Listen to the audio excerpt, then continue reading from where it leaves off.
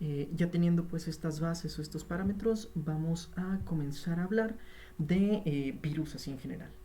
¿No? Recordamos pues que cuando se habla de virus estamos hablando de partículas que realmente no son seres vivos, no cumplen con algunas características como la capacidad de autonutrirse o de reproducirse sin depender del hospedero. Sabemos que los virus se pueden clasificar según su tipo de material génico, si son de DNA, si son de RNA, si son de monocadena, si son de doble cadena, en caso de cadenas sencillas, si es de sentido negativo, de sentido positivo. De los virus de DNA, pues los más comunes sabemos que son los herpes virus, hepatnavirus, que es virus de hepatitis B, adenovirus, papilomavirus y algunos poxvirus. Sí, estos tienen la característica de que como son DNA, pues se transcriben utilizando la maquinaria del hospedero, generan sus proteínas, generan sus nuevos viriones, se forman su nueva cápside o envoltura y se pueden estar manteniendo en un ciclo latente o lítico. Mientras que los virus de RNA, por otro lado, necesitan primero hacer una retrotranscripción en algunos casos, o directamente el RNA puede funcionar como mensajero sin necesidad de transcribirse en algunos otros casos. ¿No? Aquí pues sabemos los más comunes: influenza, son virus de RNA de cadena sencilla de sentido negativo, algunos rhabdovirus, flavivirus, paramyxovirus y pues claro, coronavirus, ¿no? Ahorita por excelencia el SARS-CoV-2. Como decíamos, va a ser más que nada una replicación del RNA y la traducción del RNA. Son pocos realmente los virus que llevan a cabo una retrotranscripción. Y de hecho, de los que tienen maquinaria para una retrotranscriptasa, pues destaca el virus de hepatitis B, que es un virus de DNA y que no es dependiente realmente de esta retrotranscriptasa. No, más bien el más conocido o el más sonado, pues vemos el VIH, el virus de la inmunodeficiencia humana. Entonces también contemplando estas características, pues podemos ir generando algún tipo de blanco terapéutico.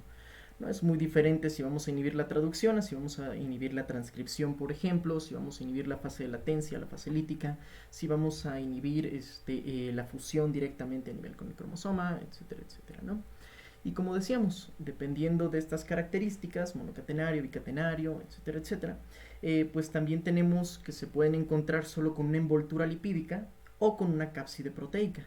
Sí, dependiendo de esta cuestión, también vamos a tener diferentes proteínas o glucoproteínas que se están expresando a nivel de la envoltura y que son los que van a permitir la fusión de forma inicial, bueno, tanto la unión como la fusión de forma inicial, posteriormente que se dé la liberación del DNA viral para que se pueda dar su, como habíamos comentado en el caso de los virus de DNA, transcripción y replicación del DNA y posteriormente la traducción para generar las proteínas virales y generar el nuevo virión.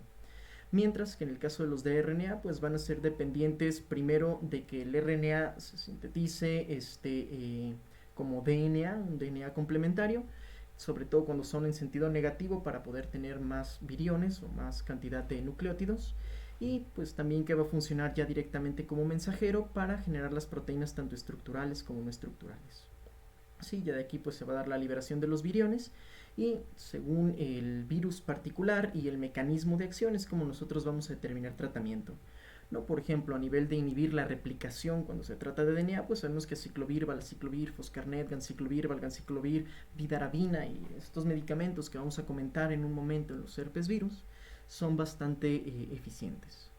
Mientras que en RNA, pues más bien vamos a tratar de bloquear tanto la liberación, inhibición por parte de la hemaglutinina, como la liberación por parte de inhibir las neuraminidasas, ¿no? Esto sobre todo pues en influenza, amantadina, rimantadina, prácticamente en desuso, zanamivir, oseltamivir, peramivir y actualmente el valoxavir, que es de los nuevos medicamentos. ¿No? Y pues ya dependiendo ahora sí lo que queramos estar regulando a nivel de las fases del ciclo pues, de vida mal llamado del virus, es como vamos a elegir un tratamiento dirigido. ¿No? Como decíamos, podemos aplicarnos sobre la parte de la entrada o la fusión del virus con la célula, aquí pues inhibiendo la unión de los receptores con las glucoproteínas que se encuentran en la envoltura, la fase del uncouring o liberación del genoma viral, bloqueando canales iónicos, estabilizando la cápside para que no se pueda fragmentar y no se pueda dar la liberación del DNA o el RNA, bloqueando la transcripción, bloqueando la traducción, bloqueando modificaciones posttraduccionales o bloqueando la liberación del virus. ¿No? Y pues aquí algunos ejemplos de mecanismos de acción de grupos farmacológicos: inhibidores de polimerasa de DNA, de RNA, inhibidores de transcriptasa reversa, de helicasa, de integrasa, de proteasa. ¿sí? Que vamos a ir desglosando conforme avancemos y en las que vamos a profundizar ya de forma particular en el segundo módulo. ¿No? Por ejemplo, cuando hablemos de VIH, pues vamos a ver todos los reguladores a nivel de fármacos para VIH. Ahorita que hablemos un poco más de mecanismos de acción y fármacos antivirales en general, no vamos a profundizar sobre todo pues en los inhibidores de la retrotranscriptasa, porque como decíamos, prácticamente no hay otro virus de significancia clínica que sea dependiente de la retrotranscriptasa, ¿no? Y bueno, comenzando pues con el primer punto de estos 4 subtemas que vamos a mencionar, vamos a partir de los herpes virus. Los herpes virus son virus de DNA bicatenario, generan latencia, tienen también su fase lítica y van causando patologías según el estado inmune del hospedero. Cuando el hospedero se encuentra inmunosuprimido, ya sea por enfermedad, ya sea por patología, los virus de esta familia o de este grupo, de los herpes virus, tienden a reactivarse y a causar mayor problema también con la regulación del estado inmune. ¿No? Es algo de lo último que vamos a comentar de esta particularidad, que cuando se reactivan los herpes virus pueden bloquear, por ejemplo, la función del complemento y propiciar el desarrollo de otros comórbidos, sobre todo de tipo infeccioso. En humanos hay 9 que son relevantes. Los virus que causan herpes simple o los herpes simplex virus 1 y 2. Antes se decía que 1 era sobre todo asociado a patología oral, 2 a patología genital. Ya en la actualidad realmente es una distribución 50-50%, no hay predominancia de un subtipo en alguna de las localizaciones. Varicela zoster, virus 3. El 4 un tiempo se consideraba que era el Epstein-Barr, el 5 citomegalovirus, y ahorita por cuestiones realmente de practicidad se les denomina únicamente citomegalovirus humano o virus del Epstein-Barr. Sí, no nos quedamos tanto con la cuestión numérica. Los herpes virus 6 sí mantienen todavía su nomenclatura, 6A, 6B, uno asociado sobre todo con patología eritematosa infantil, la otra más bien asociada con el desarrollo de patología neurológica, sobre todo enfermedades de Vick y sobre todo esclerosis múltiple, aunque no con una relación causal bien establecida. El herpes virus humano tipo 7 y pues claro el 8, que es el que ahora se denomina herpes virus del sarcoma de Kaposi. Sí, estos 9 virus, porque el 6 se divide en A y B, son los que más relevancia clínica tienen en humanos y pues sabemos que van a tener diferentes manifestaciones clínicas, diferentes efectos patológicos a nivel tisular y pues claro también diferentes procesos en cuestión de latencia. No es muy común que los herpes virus 1 y 2 generen más latencia y se reactiven con estados de inmunosupresión. Cuando se activa, por ejemplo, el herpes virus del sarcoma de Kaposi, el 8, pues prácticamente no va a entrar en periodos de latencia. Sabemos que es muy común en pacientes con VIH. El herpes virus 6, que se asocia a la patología pediátrica, pues sí tiende a resolver. En patología neurológica es más complicado. Varicela zoster nos da una primera manifestación de varicela que resuelve. Queda el cuadro de zoster que puede también tener reactivaciones, ¿no? Entonces sabemos esta cuestión de la latencia que van a generar y pues que también con el paso del tiempo la mayoría de los adultos, por ejemplo, ya tienen anticuerpos contra citomegalovirus, contra Epstein-Barr, ¿no? Y es raro que lleguen a desarrollar patologías si son inmunocompetentes, sobre todo del tipo de mononucleosis infecciosas. Ya pacientes inmunosuprimidos, por ejemplo, con citomegalovirus es muy común en receptores de trasplante de órgano sólido, sobre todo en los primeros 6 meses después del trasplante por la misma inmunosupresión, ¿no? Entonces sí tener muy claro que citomegalovirus es una causa importante, ahí ya no lo descartaríamos, ¿no? Sobre todo se asocia en trasplante renal y por ahí en algunas cuestiones oftalmológicas que vamos a comentar. Y como decíamos, estos herpes virus, pues primero se van a clasificar en familias, alfa, beta y gamma. Dependiendo de la familia, pues son los patógenos. Alfa, por ejemplo, incluye a los herpes virus simplex 1 y 2. Y dependiendo también el mecanismo por el cual el virus esté actuando, nos va a dar una inhibición o regulación negativa del sistema inmune. ¿No? Decíamos, por ejemplo, los virus del grupo alfa, el herpes virus simplex 1, se asocia con inhibición de la actividad del complemento, con la citotoxicidad o la muerte celular mediada también por anticuerpos, con el procesamiento y la presentación antigénicos, sobre todo en las presentadoras profesionales, el aumento en la traducción de las proteínas virales, alteración de las respuestas antivirales, tanto a nivel de interferón como a nivel de las proteínas antivirales de la mitocondria, y pues claro, con señalización en general por parte de estos interferones de los grupos 1, 2 y 3, gamma, alfa, beta, lambda, que nos va a dar pues la predisposición a que el paciente que está, por ejemplo, con una infección activa por herpes virus 1, al tener inhibición o una interferencia con la actividad del complemento, desarrolle otras manifestaciones, sobre todo infecciosas, ¿no? Se vuelva una inmunosupresión un poco más severa.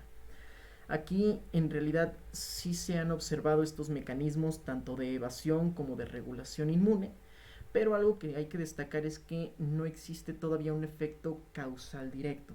Sí, no sabemos si la disfunción del complemento es lo que realmente está causando que los alfavirus se reactiven y ya se va a dar esta señalización o esta interacción de sus glucoproteínas con otras subunidades del complemento, o si es la reactivación la que de forma inicial está causando la interferencia con el complemento, ¿no? Es algo que todavía está muy discutido.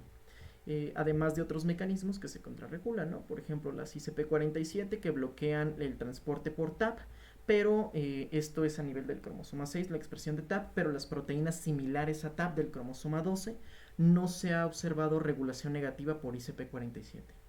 Entonces son cuestiones muy puntuales en ese sentido, que si bien sí han conllevado a destacar el papel de los herpes virus como cofactores en otras patologías o en algunos comórbidos, todavía está bastante discutible esta situación. Decíamos también los beta herpes virus, aquí el citomegalovirus humano, que puede bloquear la actividad de la CNK o natural killer, los gamma como el del Epstein-Barr, que puede alterar también el procesamiento del antígeno, aquí más bien a nivel de HLA1, sobre todo para la degradación y pues un poco la actividad de la CNK.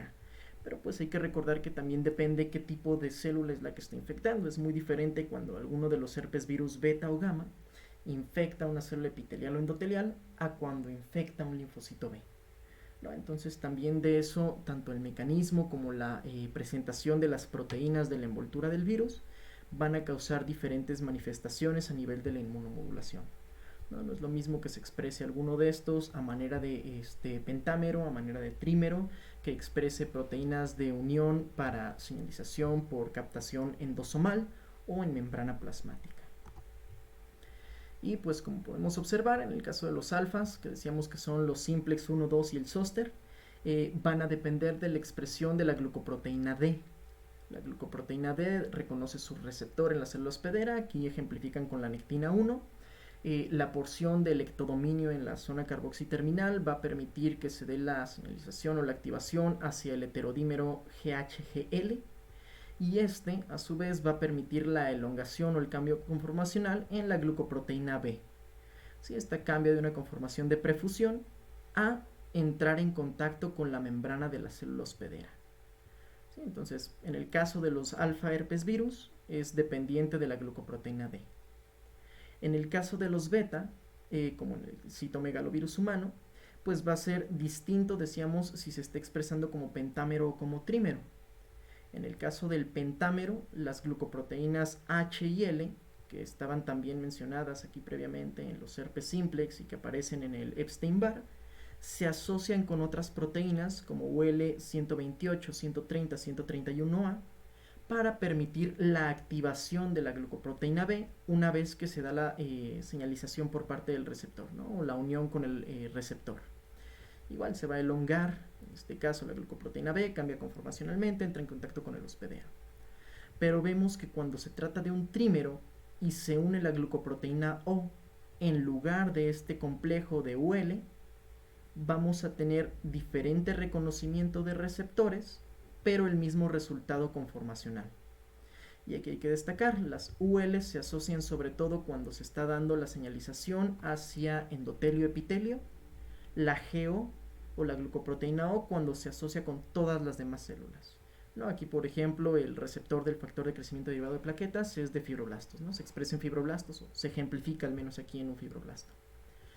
Ya por otro lado, los gamas como el Epstein-Barr dependen de si se trata de una señalización epitelial a nivel de membrana plasmática o si se trata de una señalización, por ejemplo, en células B a nivel del endosoma, ¿no? Una vez que se capta el virus para la presentación antigénica. Si es en epitelio, solo dependen de GHGL, a diferencia de los herpes virus, de los herpes simplex, no tienen GD o glucoproteína D. Igual se reconoce el receptor, aquí ponen la efestina A2, se da el cambio conformacional en la glucoproteína B. Cuando es dentro del endosoma, depende de la glucoproteína 42 para reconocer el HLA, que recordemos se va a expresar sobre todo de forma clásica, si bien en todas las células nucleadas, el particular que se menciona aquí es en las células presentadoras profesionales, linfos B, macrófagos, dendríticas. Se da también el cambio conformacional de la glucoproteína B, y una vez que la glucoproteína B por cualquiera de estos mecanismos se ha activado, va a comenzar un proceso de encogimiento. Sí, básicamente se va a plegar sobre sí mismo, atrayendo las membranas de la envoltura del virus y la membrana plasmática del endosoma hasta formar un poro de fusión. A través de este poro, pues el material génico que está dentro del virus sale de la envoltura y queda en el citosol del hospedero, ¿no? De la célula hospedera. Entonces, pues es bastante claro que si depende de estas proteínas para unirse al receptor, y que puede reconocer muchos receptores, un fármaco que bloquea, por ejemplo, la glucoproteína D, va a causar inhibición de los herpes simplex. Un fármaco que tuviera la función al bloquear las glucoproteínas H y L o la glucoproteína B, pues tendría un efecto prácticamente en todos los herpes virus, ¿no? Los simplex, Epstein-Barr, citomegalo, ya sea alfa, ya sea beta, ya sea gamma. Entonces también pues tener estos datos presentes, porque si bien todavía no existe un fármaco así, sería bastante útil, y pues tener claro que cuando existe y digan, inhibe la glucoproteína B, ustedes ya saben, la glucoproteína B es la que formaba el poro de fusión al momento de que la envoltura del herpes virus entraba en contacto con el hospedero, ¿no? Y decíamos, no tendría sentido bloquear los receptores, porque pues son muy diferentes los receptores que existen en cada tipo celular y para cada uno de los virus, ¿no? Sería más fácil bloquear las proteínas que sí están conservadas. Aquí se hace otra propuesta, ya no solamente el reconocimiento por parte de los herpes virus hacia los proteoglucanos, el paransulfato específicamente, el reconocimiento del receptor, la fusión de la envoltura y la liberación del material génico, sino que también nos comenta que además de ensamblar el virión y liberarlo, puede existir un contagio parácrino, ¿no? O yuxtácrino incluso, en el cual las células que están en contacto por las células adherentes permitan la entrada o el transporte del material del virus para infectar a esta otra célula. Sí, ya no solo va a ser dependiente del mecanismo por captación de endosoma o por reconocimiento de los receptores a nivel de la membrana apical, sino que también a nivel de las membranas laterales, sin necesidad de que exista el receptor, el virus va a poder entrar. Sí, lo cual es bastante problemático porque, bueno, eso sería una limitante para lo que comentábamos de bloquear los ligandos y bloquear los receptores. Aunque yo bloquee el receptor, si una célula ya está infectada, va a existir un contagio lateral o un contagio yuxtácrino, y pues las células que estén en la periferia o en el mismo tejido se van a ver infectadas, ¿no? Eso también puede ser una cuestión que se ha revisado de forma muy reciente y que limita la función de muchos tratamientos, sobre todo en fases 1. Y ahora sí, ya teniendo un poquito claro estas bases de cómo funcionan los herpes virus, de que se van a unir a la membrana, se pueden unir a nivel del endosoma, a nivel de la membrana plasmática, que todos son de DNA, entonces van a ser dependientes de una DNA polimerasa, podemos hablar pues de los fármacos, ¿no? Los grupos más utilizados cuando se habla de herpes virus pues son los que van a inhibir la síntesis del DNA por medio de la regulación de las quinasas de nucleótidos, ya sea como análogos de purinas, ya sea como análogos de pirimidinas. ¿Sí? Aciclovir, valaciclovir, clásicos para el tratamiento de los herpes simplex, se llegan a utilizar sobre todo en zóster, en varicela no es tan común y realmente no tendrían gran utilidad, e incluso en pacientes con encefalitis por herpes virus, pues aciclovir, valaciclovir tiene un excelente espectro. Ganciclovir, valganciclovir para citomegalovirus, decíamos, tienen indicación en pacientes con trasplante de órgano sólido, tanto como profiláctico como terapéutico, y en algunos casos de retinitis o de oftalmopatía por los citomegalovirus. Penciclovir, famciclovir, ya sobre todo utilizados para resistencias en los herpes simplex o en el zóster, no van de primera línea en general. Y pues algunos análogos de pirimidinas que ya tienen un espectro un poco más localizado, por ejemplo la bribudina, específica solo para zóster. ¿Sí? Aunque tienen un espectro que no es muy estable, sino que pueden afectar otros herpes virus humanos, lo cual nos da esa ventaja, decíamos, sobre los herpes virus, por ejemplo el 5, el 6, el Epstein-Barr, etcétera, etcétera. Ya los otros, que no son tan dependientes a nivel de la síntesis del DNA, van a tener otros mecanismos de acción, ya sea como ligos antisentido, ya sea como inmunoglobulinas, ya sea como análogos del pirofosfato que se libera al momento de que se da la ruptura del nucleótido trifosfatado para ensamblar la cadena de DNA. Y aquí pues el cidofovir, de los más sonados, se utilizó un tiempo para BPH, foscarnet para citomegalovirus cuando presenta resistencia a ganciclovir-valganciclovir, rituximab en el caso de Epstein-Barr virus, que sabemos que es un anticuerpo que va contra CD20, va a regular a la baja los linfos B, que es donde normalmente se tiende a manifestar su latencia el Epstein-Barr. Inmunoglobulinas intravenosas, por ejemplo, contra citomegalovirus o contra zoster. Así que estos ya son un poquito más terapéuticos, es algo más de inmunidad activa. Ya no es tanto que el paciente esté desarrollando su propia respuesta o directamente bloquear la función del virus. ¿Sí? Entonces, tomar eso en cuenta y que se pierde también la función cruzada. Y como decíamos, dependiendo la fase que queramos bloquear, si es el ensamblaje, si es la replicación lítica, si es la unión del virus, si es la entrada del virus, los genes de latencia o algún componente del hospedero, podemos dar medicamentos que ya están aprobados o medicamentos que están en estudio para el tratamiento. ¿No? Decíamos ya ciclovir, valaciclovir, ganciclovir, valganciclovir, pemciclovir, femciclovir, foscarnet, sidobudina, que van a tener un buen efecto a nivel de la replicación por bloquear la síntesis del DNA. Los genes de latencia, que la arginina es uno de los que está como propuesta más estudiada para bloquear aquí. Realmente no hay otros tratamientos ya aprobados que estén funcionando para la latencia de estos virus. Algunos de ensamblaje como el etermovir, algunos de la entrada, decíamos el docosanol, y algunos que regulan directamente al hospedero, tocilizumab, rituximab contra CD20, contra IL-6, incluso algunos reguladores de la vía JAK-STAT o inhibidores de las proteínas de choque térmico.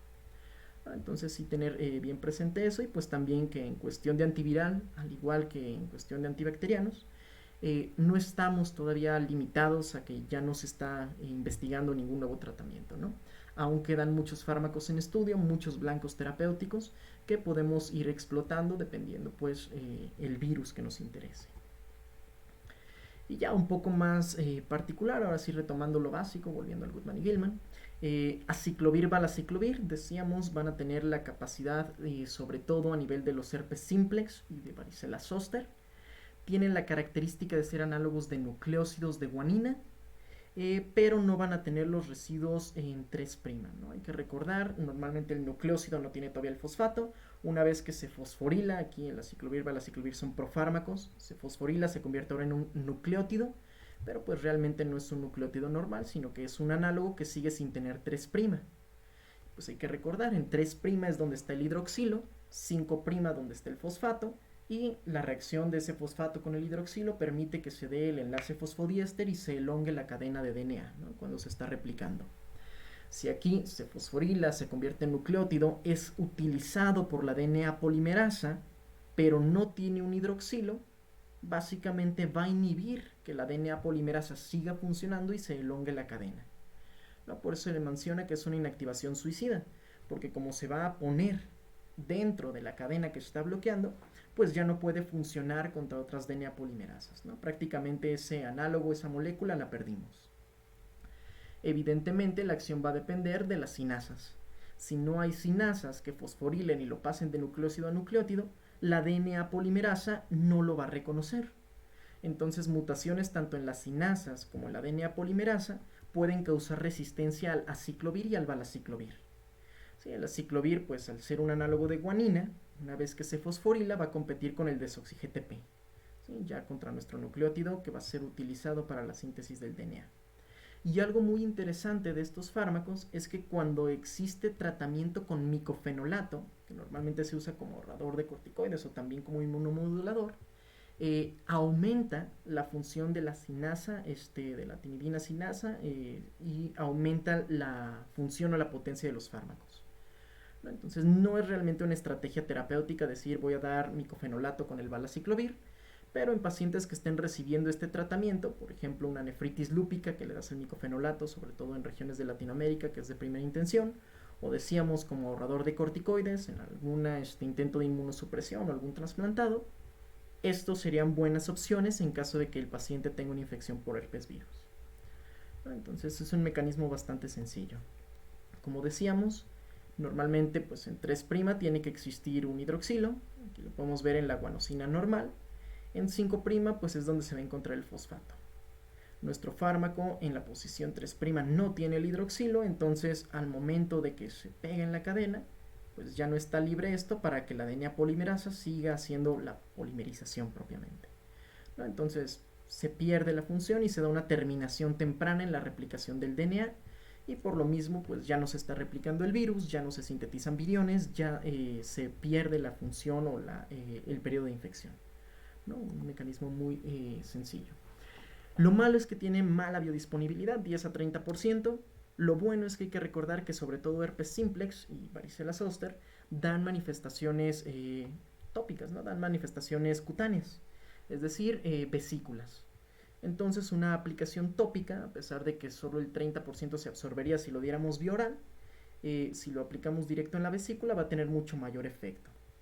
Vía oral está indicado sobre todo cuando queremos hacer profilaxis de los herpes virus, o decíamos vía oral o incluso, o más bien sobre todo vía parenteral, cuando el paciente ya tiene alguna manifestación sistémica o incluso una encefalitis por herpes virus.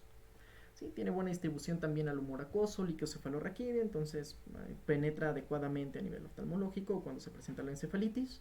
Y decíamos, tiene un uso limitado para los herpes 1, 2 y 3, que serían el simplex 1, menos efecto contra el 2 y un efecto muy bajo contra el zóster, pero sigue siendo un efecto existente. Entonces puede tener la ventaja. Ya cuando se presenta resistencia a ciclovir o al valaciclovir, o cuando tenemos un zóster que no está respondiendo por la baja potencia, es cuando podemos recurrir a los otros fármacos de la familia de los inhibidores virales. Sí, efectos adversos, evidentemente si lo usamos de forma tópica puede causar la sensación de quemazón al aplicarse en la lesión. Va a ser una irritación importante en mucosas, va a ser una irritación importante a nivel de la vesícula, y cuando se administra vía oral, muy raro, pero puede llegar a dar manifestaciones gastrointestinales o cefalea. ¿Sí? Por eso también es más recomendable el uso tópico, es una sensación de ardor, que a final de cuentas la quemazón del tratamiento es mucho menor, o es menos la irritación que propiamente la lesión o la vesícula, ¿no? Que sabemos llegan a ser pruriginosas y que también llegan a causar una sensación de ardor bastante importante. Por otro lado, cuando ya no hay respuesta adecuada, y decíamos con anterioridad se utilizaba para papiloma, existe el cidofovir. ¿No? El cidofovir ya es un nucleótido, es un análogo de nucleótidos, ya no necesita fosforilarse, no depende de proteínas o enzimas virales que se tengan que traducir a partir de la maquinaria del hospedero, solamente de las enzimas del hospedero propiamente, y puede ser de utilidad cuando hay resistencia a ciclovir o valaciclovir. Sí, en papiloma ya generalmente no se usa como monoterapia. Polioma sabemos que en teoría por las vacunas y por la vacunación ya no es un problema en realidad, y tiene un efecto sinérgico en citomegalovirus cuando se combina con ganciclovir o foscarnet. Entonces, citomegalovirus humano en pacientes posttransplantados, en pacientes con oftalmopatías bastante severas que no está respondiendo al valganciclovir, al foscarnet, al ganciclovir, podemos hacer la combinación con el cidofovir. ¿Sí? Tenerlo presente, generalmente no va como monoterapia, no va como primera línea, pero si son herpes 1, 2 y 3 resistentes puede servir, si es papiloma puede servir, o si es citomegalovirus que no esté respondiendo al tratamiento de primera línea puede servir, ¿no? Como adyuvante generalmente. Aquí pues es un mecanismo muy similar, hace una terminación temprana de la elongación de la cadena. Aquí pues en lugar de competir con la GTP va a competir con la CTP a nivel de la DNA polimerasa. Tiene una buena penetrancia al líquido cefalorraquídeo, pero se excreta muy rápidamente en el riñón y tiene baja biodisponibilidad. Por eso también es que no se utiliza como monoterapia o de primera línea. ¿Sí? El mecanismo de acción es muy similar a nivel de la inhibición de la DNA polimerasa, pero las propiedades farmacocinéticas sí son bastante diferentes. Evidentemente también si el paciente es nefrópata, ya está en diálisis o en enfermedad renal terminal, en estadio terminal, pues no sería lo más recomendable porque probablemente alcance concentraciones tóxicas el paciente, ¿no? Al no poder excretarlo o eliminarlo adecuadamente. Decíamos, va a servir en citomegalovirus como combinación de foscarnet, ganciclovir, valganciclovir, sobre todo cuando hay inmunosupresión o mala respuesta. Va a ser útil para herpes simplex, sobre todo cuando hay resistencia a la ciclovir o al valaciclovir. Adenovirus en post-trasplantados no es lo más común, es más común citomegalovirus, pero también llegan a estar presentes y de hecho hay que tenerlo como en contemplación ahorita con esta nueva pues epidemia de momento del probable adenovirus que está causando las hepatitis fulminantes en Europa, ¿no? Sirve para molusco contagioso, aunque hay que recordar que ahí el tratamiento básico tiene que ser el curetaje, pero ya en pacientes inmunosuprimidos que tienen lesiones bastante dispersas puede ayudar en el manejo. Y pues decíamos principalmente el problema de la nefrotoxicidad, el problema de que genera proteinuria, aumento de la creatinina y que si el paciente ya es nefrópata, pues sí estaría contraindicado realmente dar el tratamiento, ¿no? Porque son dosis bajas, realmente son dosis terapéuticas las que causan en 50% proteinuria, en 15% aumento de la creatinina, en 20% neutropenia. ¿Sí? Aquí el mecanismo de la neutropenia es un poquito menos conocido, pero pues de la nefrotoxicidad sí está ya bien dilucidado. Muy bien. Y ya en otros grupos más recientes tendríamos que hablar del penciclovir y del famciclovir. Sí, el penciclovir no tiene biodisponibilidad, realmente es casi nula, se tiene que hacer una aplicación parenteral. Aquí sí es de utilidad cuando el paciente tiene infecciones por herpes simplex o se llega a utilizar en hepatitis B, aunque no de primera intención, cuando hay encefalitis por herpes simplex.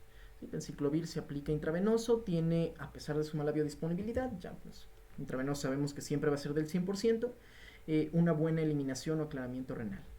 También es un profármaco, entonces también existen resistencias, por eso no se utiliza tanto en hepatitis B, al momento de que se activa como guanina de nucleócido a nucleótido, ¿no? Cuando se fosforila.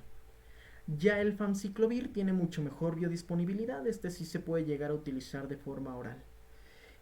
Por lo mismo se va a eliminar de forma renal, aquí no hay diferencia entre los dos medicamentos. Y ya que hablemos un poquito de hepatitis, vamos a ver cómo en teoría los tratamientos ideales serían con tenofovir o entecavir, que son los que en teoría no generan resistencias. Vamos a hablar como el subtipo de hepatitis B más común, al menos en México y en regiones aledañas, no en todo Latinoamérica necesariamente, ya es resistente a tenofovir y entecavir. No, pero bueno, aquí solo mencionar, pues penciclovir va a tener un efecto mucho más potente, mucho más difuso en cuestión de los virus que está cubriendo, pero nunca lo podemos dar vía oral. ¿Sí? Es como el problema que nos genera el penciclovir. Igual por su mecanismo de acción, el ser un análogo de nucleócido que se fosforila, se convierte en un análogo de nucleótido, bloquea la DNA polimerasa.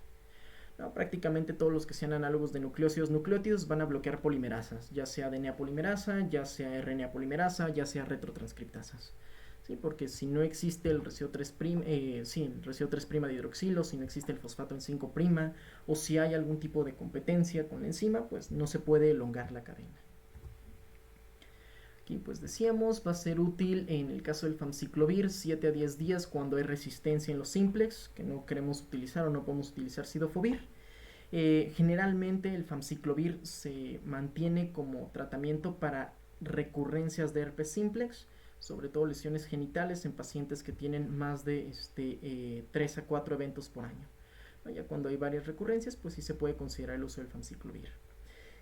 Los efectos adversos más comunes con el famciclovir, como sí tiene mayor absorción, llega a causar molestias gastrointestinales, diarrea, náuseas.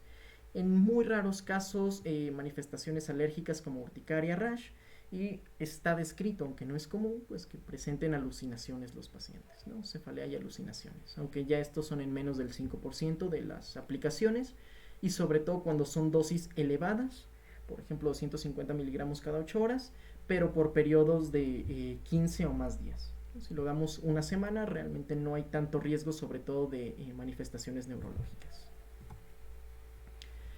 Esos serían los fármacos contra los herpes 1, 2 y 3, es decir, contra los de manifestaciones cutáneas y varicela zoster.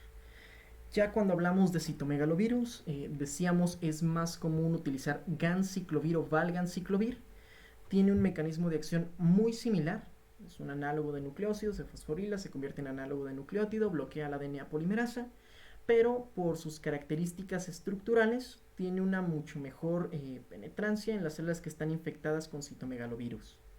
También depende de la timidina quinasa viral, al igual que aciclovir, valciclovir, pero decíamos, cuando la célula tiene una infección por citomegalovirus, la concentración de ganciclovir-valganciclovir es hasta 10 veces mayor que en otras células, ¿no? Situación que no sucede con aciclovir y valaciclovir, entonces por eso no los tenemos como primera línea.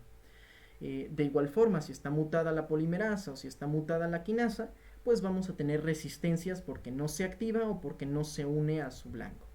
Entonces en ese sentido no va a cambiar.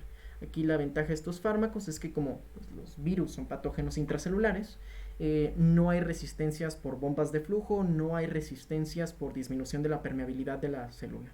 Sí, más bien las resistencias son por modificaciones del blanco.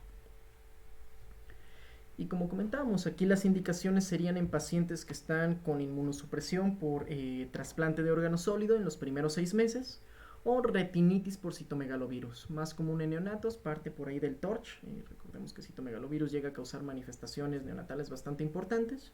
Se tiene que dar la aplicación parenteral o vía oral, dependiendo si es ganciclovir, valganciclovir y la severidad de las manifestaciones. Y uno de los problemas que sí tiene el valganciclovir es que causa mielosupresión. Sí llega a generar neutropenia hasta en el 40% de los pacientes, sobre todo cuando damos estas terapias que son de más de 21 días o que llegan a alcanzar el mes. La ventaja, a diferencia de con el cloranfenicol, a diferencia de con el Inesolid, es que aquí la mielosupresión es reversible.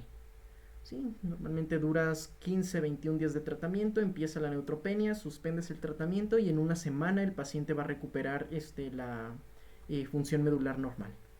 Entonces en ese sentido no es tan problemático. Sería problemático sobre todo en pacientes que sí están inmunosuprimidos, ¿no? Porque causar la neutropenia en alguien que está inmunosuprimido puede llegar a generar cualquiera de las síndromes que encajan con neutropenia febril o infecciones severas de ese tipo.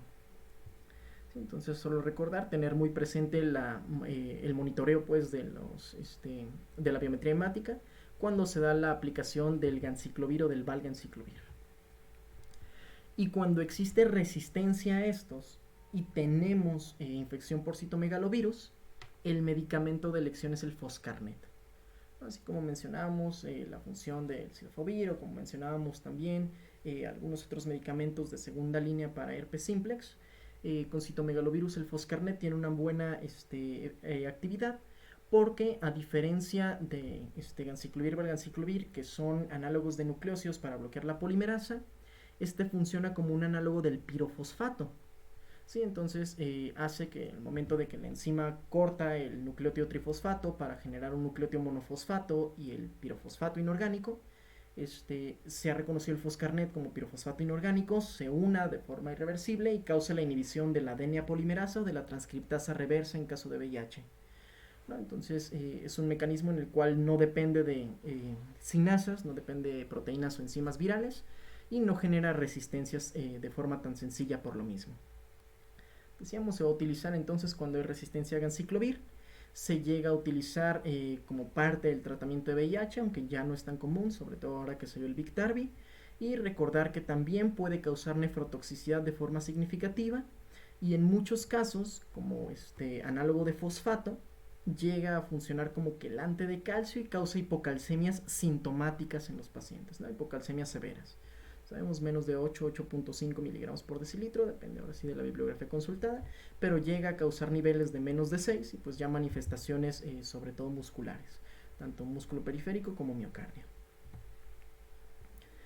De los nuevos que se han considerado y que ya no tienen efecto en las DNA polimerasas, realmente los que actúan en DNA polimerasas son estos que mencionamos, son el fomivirsen, que es un oligonucleótido que es complementario al mensajero del citomegalovirus, ¿no? Entonces realmente funciona como un microRNA.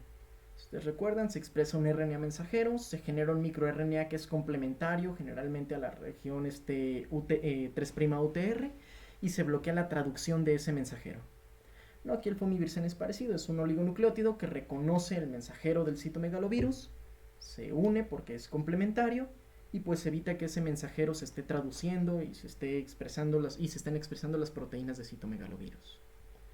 Docosanol, por otro lado, es más bien una función como de detergente, realmente es un alcohol saturado que se utiliza en una concentración alta, al 10%, se da la aplicación tópica en herpes orolabial y pues lo que hace es afectar directamente la envoltura, ¿no? Al ser un alcohol y al funcionar como detergente, destruye la envoltura viral y pues también causa eh, disminución de la producción de viriones, sobre todo cuando se truenan o se revientan las vesículas que aparecen de manera orolabial o genital. Genital no es tan recomendado por los efectos adversos y el ardor que causa, realmente es una concentración bastante alta. Orolabial es mejor tolerado. Y también cuando hay recurrencias a los herpes virus, sobre todo, pues decíamos de presentación orolabial, el docosanol es una muy buena opción.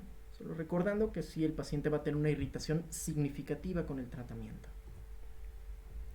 Hidroxuridina bastante selectivo para las queratitis, es solamente de uso oftálmico. Es una timidina yodada, entonces va a competir por la timidina normal, la TTP, y bloquea también la polimerasa de DNA, ¿no? Es un mecanismo muy compartido en ese sentido. Puede inhibir el crecimiento de células que no están infectadas, lo cual es un problema, entonces por eso solo se aplica de forma tópica, de forma oftálmica, cuando hay queratitis por herpes simplex. Fuera de ello no tiene otras indicaciones ni tópicas ni orales porque pues va a causar alteraciones en la recuperación de las mucosas. La trifluoridina es una pirimidina que está trifluorada, como su nombre lo dice. Va a competir también contra las polimerasas. Sí tiene un espectro tanto con citomegalovirus como con herpes simplex.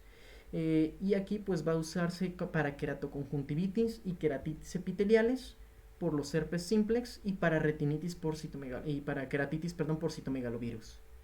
Sí, estas dos son destacables solo, como comentamos, en uso oftálmico. Realmente no tiene aplicación o no tiene ventaja en otros usos, ya sea bucofaringeos, ya sea genitales, ya sea vía oral.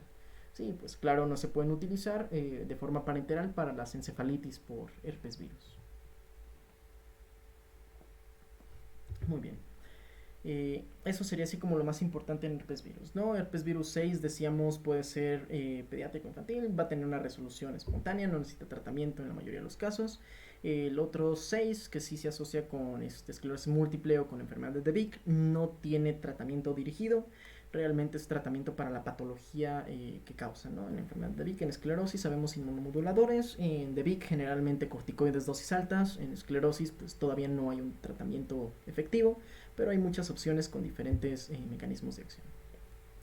Ya sarcoma de Kaposi, pues realmente el tratamiento va dirigido al sarcoma propiamente, es un tratamiento oncológico, oncolítico, y pues a recuperar la función en el paciente inmunosuprimido, generalmente con VIH, aumentar el recuento de CD4, tratando el VIH, para eliminar el problema del herpes tipo 8, ¿no?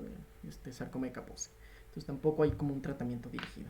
Por eso los tratamientos se enfocan sobre todo pues en Epstein-Barr, citomegalovirus y los simplex junto con el zóster.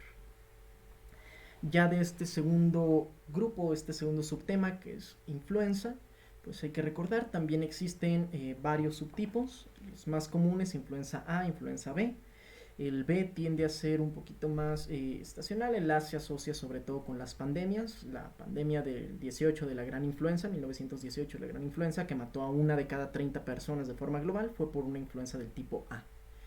Sí, aquí existe un tipo C que afecta a humanos, existe un tipo D que puede infectar mamíferos, pero en teoría no se han descrito casos en humanos. El C y el D tienen otras enzimas diferentes a la neuraminidasa y a la hemaglutinina, pero por la baja prevalencia que tienen estos, no existe todavía un tratamiento y sería poco útil tener un tratamiento. Sí, si ya causaran más del 5%, más del 3% de las infecciones por influenza de forma global, pues sí tendría sentido, pero son menos del 1% entre los dos. En general son de la familia del Orthomyxoviridae, decíamos los alfa pues es el A, los beta es el B, se caracterizan por tener una cadena de RNA sencilla con sentido negativo y se van a clasificar dependiendo las proteínas que expresan en su envoltura. Los del grupo A pueden expresar hasta 18 hemaglutininas y hasta 11 neuraminidasas, de ahí pues H1N1, H2N3, H18N11, etcétera, etcétera. Y de los B, realmente solo hay dos linajes que se han destacado recientemente, que son el grupo Victoria y el grupo Yamagata.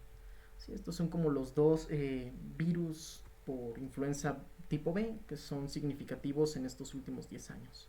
Como decíamos, es un RNA negativo, Tienen su envoltura, tienen una característica pleomórfica respecto a el ensamblaje de los viriones y a la unión de los mismos.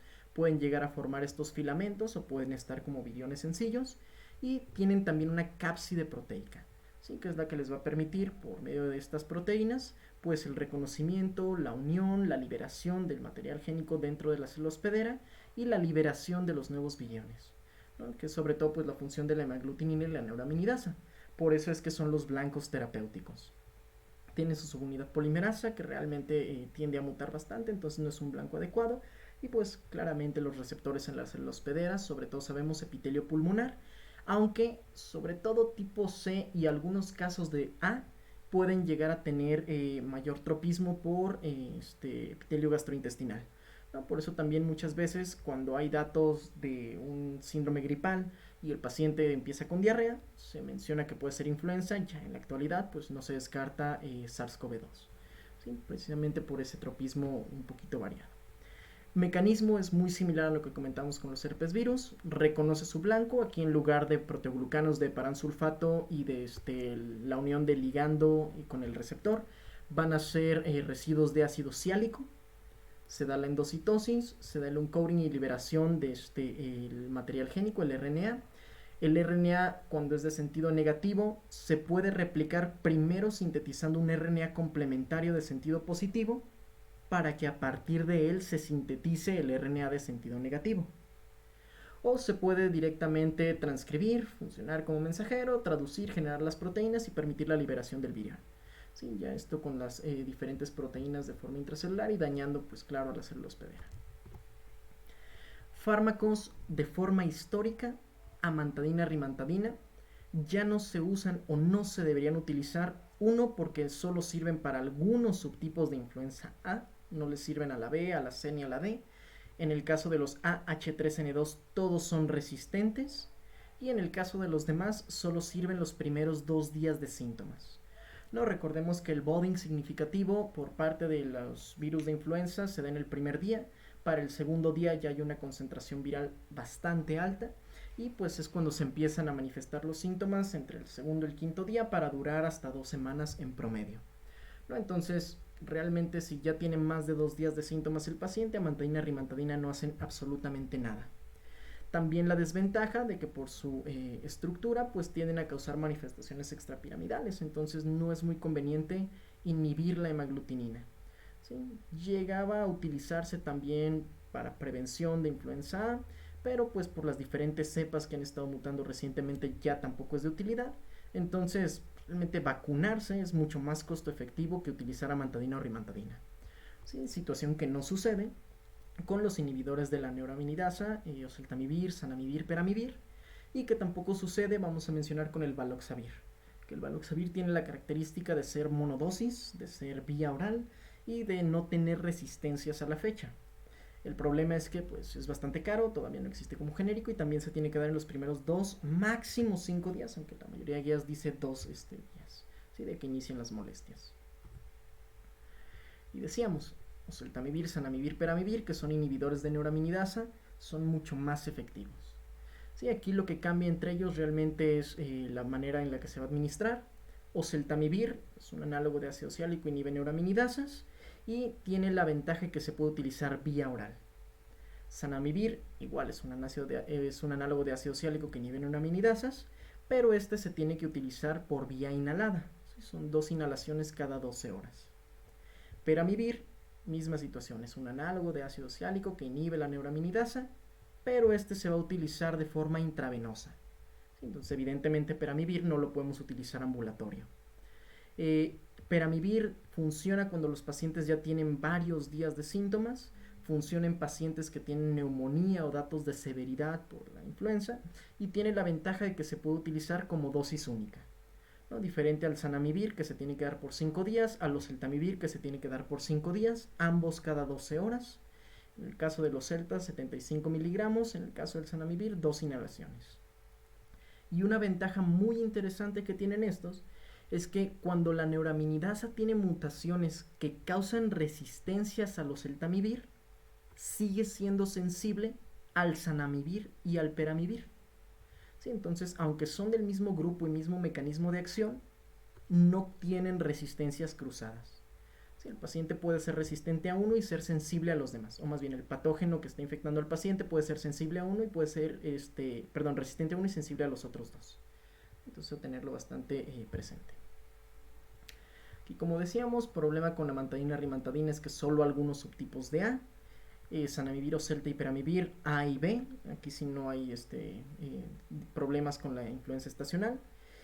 Como decíamos, oseltamivir tiene buena biodisponibilidad, por eso es vía oral. Los otros no tienen buena biodisponibilidad, por eso son inhalado o parenteral, ¿sí? De forma intravenosa.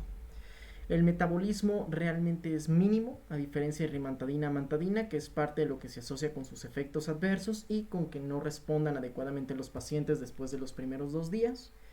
Y tienen la ventaja de que no hay que hacer tantos ajustes en función renal o en pacientes ancianos, a diferencia de amantadina rimantadina. Sí, que hay que recordar, pacientes que son más sensibles a infecciones por virus de influenza, pues son pacientes ancianos y pacientes de menos de 5 años. Embarazadas es otro grupo de riesgo y los inmunosuprimidos. Entonces aquí, pues si estos no sirven en pacientes de más de 65 años, realmente no tiene sentido que sigan utilizándose. Retomando un poco sobre todo las cuestiones mencionadas por Cenetec, que es la guía de práctica clínica mexicana para el manejo de influenza. Aquí sí la destaco porque se actualizó en el 2020 para incluir el Baloxavir. Sí, las guías mexicanas, para los que son de otros países, hay que destacar, se dividen por secciones, una sección de promoción de la salud, de prevención específica, una sección de diagnóstico, abordaje, una sección de tratamiento, una sección de profilaxis y una sección de pues ya otras recomendaciones. En cuestión de prevención, promoción de la salud, pues dice que la higiene de manos y el equipo de protección personal realmente son los factores que más nos van a ayudar.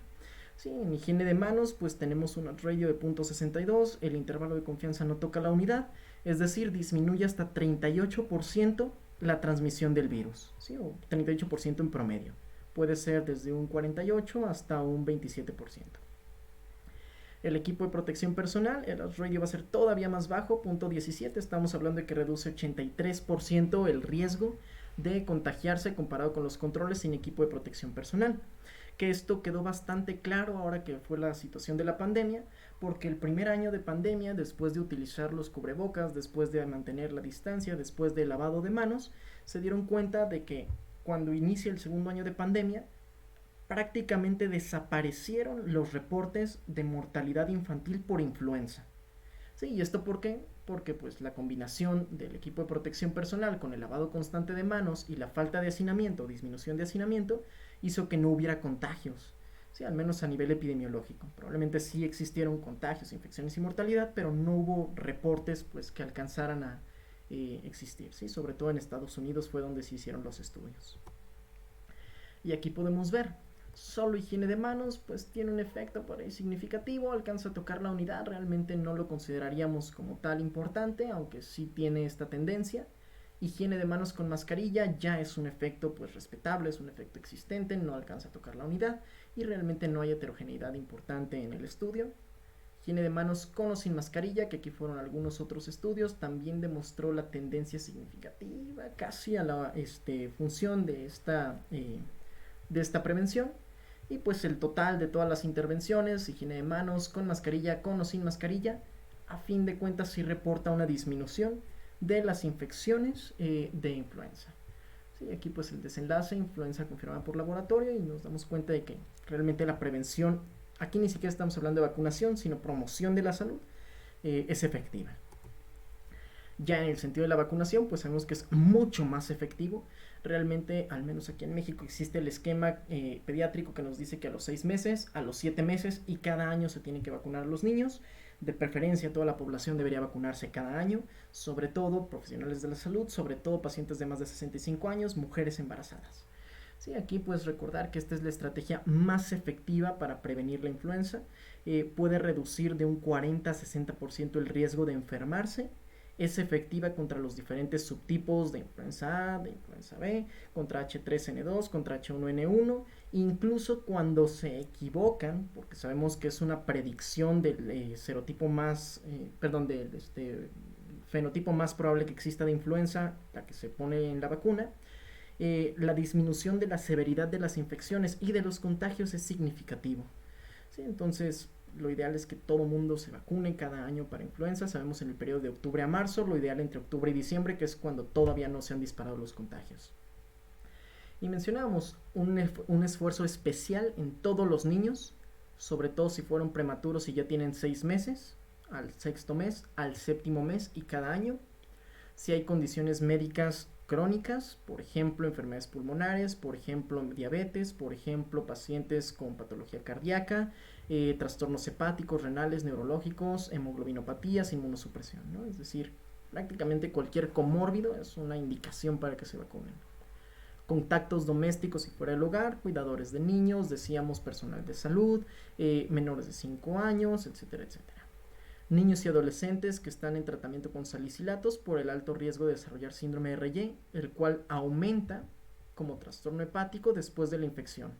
Sí, sabemos que aquí no tendría mucha utilidad dar salicilatos en pediátricos, a menos de que se trate de un Kawasaki, pero fuera de eso, vamos a tratar de vacunar de cualquier forma a estos pacientes. Todo personal de atención médica, todo proveedor de cuidado infantil, todas las mujeres embarazadas o que se quieren embarazar o que están en periodo de posparto o en periodo de lactancia. ¿Sí? Entonces, pues básicamente toda la población tiene que estar vacunada. Sí tienen contraindicaciones, es cierto, pero hay que recordar que no todas las vacunas van a ser iguales. Existe la vacuna inactivada contra la influenza, que aquí realmente la única contraindicación sería una hipersensibilidad a los componentes cuando se aplicó previamente la vacuna. Y eso de que el paciente diga es que tengo fiebre, es que estaba enfermo de la garganta y no puedo ir a vacunarme, realmente no es una contraindicación. Sí, es una precaución que hay que tomar porque evidentemente la respuesta inmune ante la vacunación va a ser significativa y si el paciente está inmunosuprimido por la enfermedad puede que no tenga la respuesta óptima a la vacuna, pero no es una contraindicación para que se aplique la vacuna. La recombinante está contraindicada también cuando hay historia de hipersensibilidad o en pacientes que tuvieron Guillain-Barré las 6 semanas posteriores de haber recibido la misma vacuna recombinante. Si le pusieron la inactivada y luego le dio Guillain-Barré, no es contraindicación. Si le pusieron la recombinante y 2 meses, 6 meses, 8 meses después le dio Guillain-Barré, no es contraindicación. Sí, que también es algo muy común, que el paciente que tuvo Guillain-Barré nadie lo quiere vacunar contra la influenza, a menos de que haya sido por la vacuna y en 6 semanas, sí sería contraindicación y de hecho lo ponen como precaución, ni siquiera como contraindicación absoluta. Y virus vivos atenuados, pues aquí sí, pacientes inmunocomprometidos en los cuales el virus puede reactivarse, uso de salicilatos, decíamos por la cuestión del síndrome de Reye, o pacientes con asma. ¿Sí? De hipersensibilidad, que esa sí sería contraindicación para todos. Pero pues generalmente se usa la vacuna inactiva, entonces a menos de que la persona sea alérgica a la vacuna propiamente, no habría una contraindicación para evitar esta prevención. Sí, decíamos tiene que ser aplicada intramuscular, va en el deltoides, sobre todo cuando ya tienen 1 año, en el muslo cuando tienen de 6 a 12 meses. Recordemos, primera dosis a los 6 meses, segunda a los 7 meses, ambas serían en el muslo, y ya a partir del año y en todos los adultos en el deltoides. ¿Sí? Existe también el abordaje quimioprofiláctico, personas que tengan datos sugestivos de influenza, que están hospitalizados, se les da el tratamiento, pero pacientes que tengan exposición y factores de riesgo, se les da la quimioprofilaxis. ¿No? Por ejemplo, niños de alto riesgo de influenza grave o complicada, si está contraindicada la vacuna y está en riesgo de exposición, si está recién vacunado y está en alto riesgo de exposición, se tiene que dar quimioprofilaxis. No, aquí sí, por ejemplo, el niño que tiene hipersensibilidad, el paciente que está con la inmunosupresión, que acaban de vacunar, pues ahí sí sería conveniente darle tratamiento profiláctico en esas 2 semanas en lo que hace ya su respuesta inmune normal. Personal médico que no esté inmunizado y tenga exposición o miembros de la familia de alguien enfermo que no estén inmunizados y tenga exposición, esto no debería existir porque deberían estar vacunados, pero pues también se considera. Personal y niños no vacunados para brotes, sobre todo si ya están vacunados pero están en una guardería, están en un hospital público, hay muchos pacientes, sí sería conveniente hacer la profilaxis para prevenir algún brote que se vaya a dar, ¿no? Sobre todo si es personal, por ejemplo, de pediatría con alto riesgo para contagio.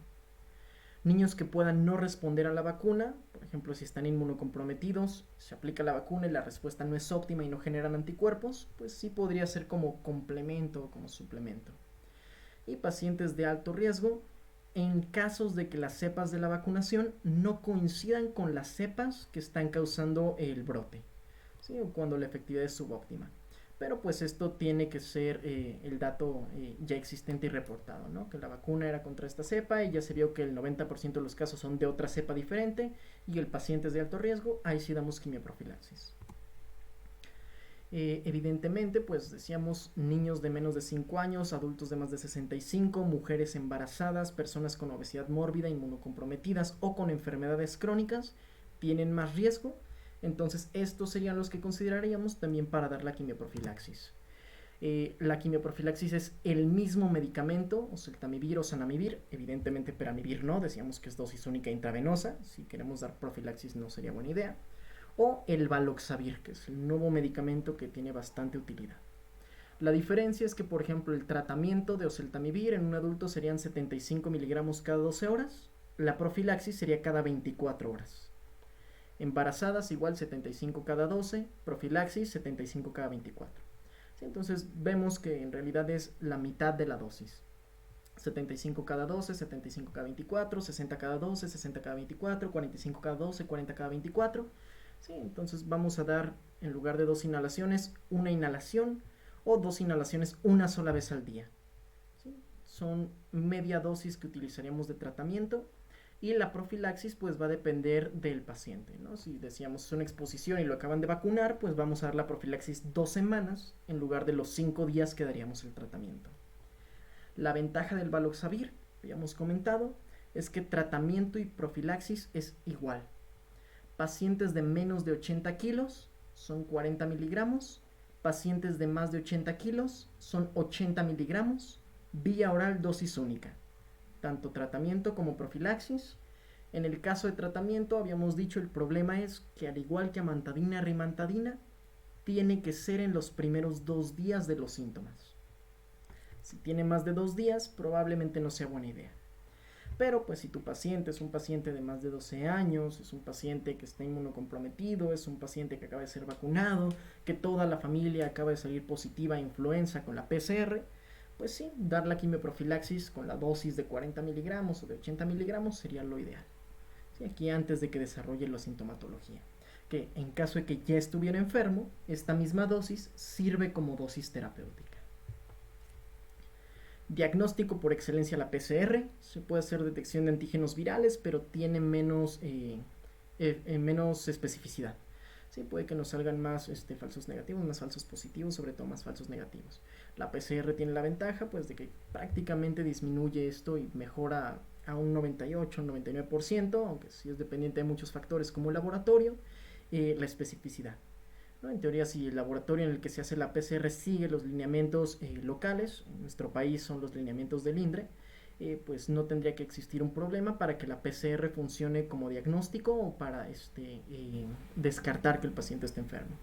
Detección de antígenos puede servir como tamizado, pero en pacientes de alto riesgo o alta sospecha, aunque la detección de antígenos salga negativa, se tiene que corroborar con una PCR. ¿Sí? ¿Qué es lo que dice acá? Los resultados negativos de pruebas antigénicas se confirman por el método de PCR, obviamente es una RT-PCR porque es un virus de RNA, en pacientes de alto riesgo, críticos, inmunocomprometidos, hospitalizados o que haya defunciones en temporada de influenza. Como en cualquier neumonía, y eso lo vamos a ver después, otros estudios como los de imagen no son necesarios, pero sí pueden ayudar. Una radiografía, por ejemplo, nos puede ayudar a corroborar que además del patrón típico intersticial de la influenza, exista algún patrón ya un poquito más asociado a una neumonía bacteriana que se está sobreponiendo a la influenza.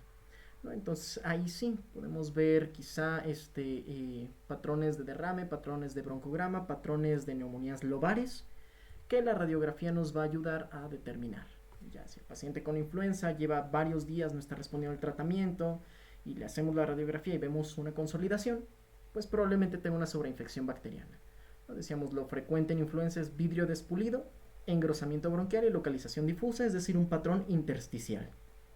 Ya otros patrones pues son más bien de otras cosas. No hay que descartar solo por esto, no hay que corroborar solo por esto, pero puede ser de ayuda. Sí, decíamos, no son específicas para el diagnóstico, pero nos pueden ayudar al pronóstico y a los diferenciales. Y como comentábamos, el tratamiento oseltamivir 5 días, si ya está confirmado el diagnóstico y el paciente no responde, está grave, es crítico, está inmunocomprometido, podemos alargar hasta 10 días el tratamiento. Sí, podemos irnos alargando, depende de la respuesta.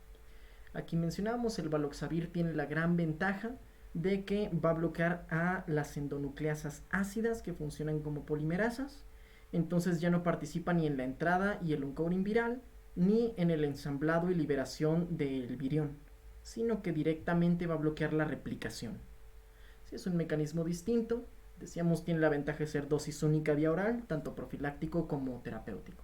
Desventaja, pues 48 primeras horas, pacientes de más de 40 kilos y de más de 12 años. Y para terminar con influenza, lo que decíamos, cuando hay mutaciones en la neuraminidasa, por ejemplo, un cambio de histidina por tirosina en la posición 275 que da resistencia al oseltamivir, responde al zanamivir. Entonces aquí sí eso no está peleado. Cambiar el tratamiento entre un inhibidor y otro de la neuraminidasa. Ya, pues igual como habíamos mencionado, como resumen, aciclovir, valaciclovir, herpes simplex de forma basal, cidofovir, famciclovir, penciclovir cuando existen resistencias, cidofovir cubre también papiloma, famciclovir ventaja de vía oral, penciclovir tiene que ser parenteral, valganciclovir, ganciclovir para citomegalovirus, foscarnet, citomegalovirus cuando hay resistencias o VIH, y los otros que generalmente van a ser solo tópicos, solo oftálmicos, y que no tienen buena disponibilidad o facilidad de conseguirse en general en muchos países. De influenza, pues decíamos, amantadina, rimantadina ya no se deben utilizar. Inhibidores de neuraminidasa tienen la ventaja de que se pueden usar en cualquier momento. Valoxavir en los primeros 2 días. Y bueno, por cuestión de horario vamos a cesar aquí la sesión. Vamos